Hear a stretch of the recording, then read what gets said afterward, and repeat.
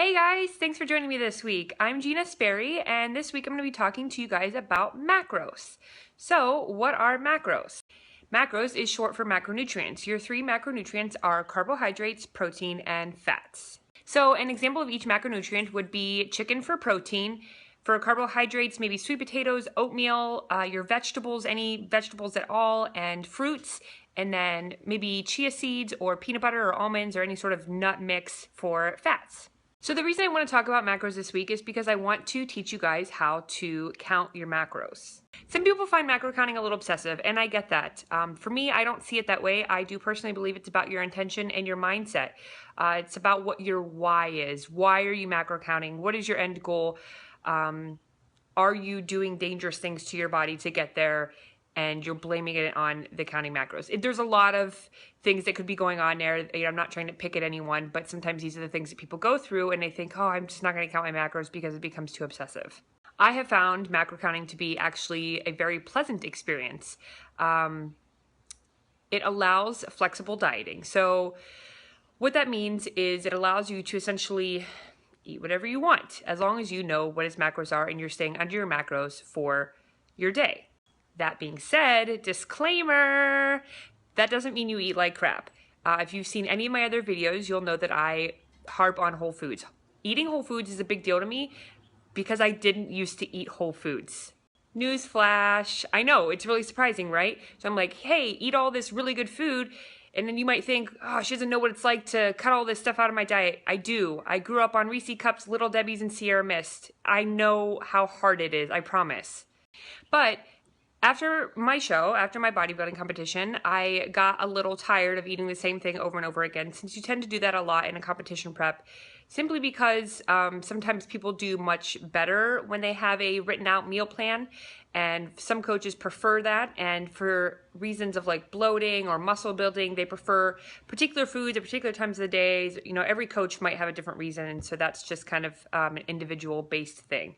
Now that I'm in my off season and I'm trying to build more muscle for my next show in October, see you there, I am able to count macros. But that being said, like I said before, I'm still eating a lot of whole foods. So I'm going to show you today what counting your macros looks like and how easy it could actually be. I personally use an iPhone and iOS products and Apple products, and so I use MyFitnessPal. I'm not an affiliate of MyFitnessPal or Under Armour. I just happen to find theirs to be the most convenient. They have the biggest food database and just super user-friendly. The cool thing about the database in MyFitnessPal is that the database is so big that you can actually find things on there that don't typically come with a nutritional label. So your fruits and some of your veggies sometimes, or if you buy a lot of things from the the outer borders of the grocery store that don't typically come with labels, you can actually just type it in there, and they've got MyFitnessPal approved nutritional labels for all of those things. So it makes logging super, super easy. Okay, so I'm going to use this jarred peanut butter right here to do an example. So we're looking at about 2 tablespoons, that's a serving size. We're looking at 16 grams of fat in that 2 tablespoons and 6 grams of carbohydrates and then 7 grams of protein. Okay, so this is what the logging portion of MyFitnessPal looks like. So for instructional purposes, there's 2 ways to put something in here, to put something in your database. You can see you've got your breakfast, lunch, dinner, and snacks. You can split it up if you want to. Sometimes I just put stuff in random places. As long as I hit my macros, I really don't care. Okay, so we're going to click on snacks. I'm going to hit add food here. No, thank you. So there's 2 ways that you can do it. You can either go up into here and you can search a food. You've got your recent, your frequent, my foods, meals, recipes. You can also, I love this option about MyFitnessPal, is you've got a scanner. So you can actually scan this barcode and it will find that product. Okay, the next cool thing is you're like, oh man, I'm trying to lose weight or I'm trying to cut fat or whatever the case is. You can actually search by restaurants. This has most major restaurants in it. It's super, super neat. I've used it tons of times. Looks like it's probably not going to load because it's probably whatever I just clicked, but super convenient. And that's another reason why I absolutely love this app. Okay, so we're just going to go in here and we're going to type in, so this is Skippy peanut butter. So Skippy, okay, so it's already got it in there because I've used it before. And we're going to go ahead and click on that. And then we've got the serving size here is 1 tablespoon. So we know that that nutritional label that we just read is 2 tablespoons, okay? So that gives us, again, our 16, 6 carbs, and 7 in protein, a total of 190 calories. And if you often eat something with that, it will give it your most frequently logged things with it. So you see I eat like bananas with it. I have my post-workout protein shake with it a lot. So if you want to just log it like that, then you just hit the check mark up here. Okay, but if you want to, you can change your serving size. Sometimes I have things in ounces, sometimes I have things in cups. It just really depends on what the food is. And then you can change the serving. So say, okay, you only had 1 tablespoon. So now I can change this to 1/2 and I hit the check mark and bam, it's logged. So now it's in there. And so now I can see here, this is just based on a 2,000 calorie diet. But we'll see that everything here in our nutrients label. Okay, so now it tells us that we logged 8 grams of fat. Oops, sorry guys. 3 grams of carbs and then 4 grams of protein.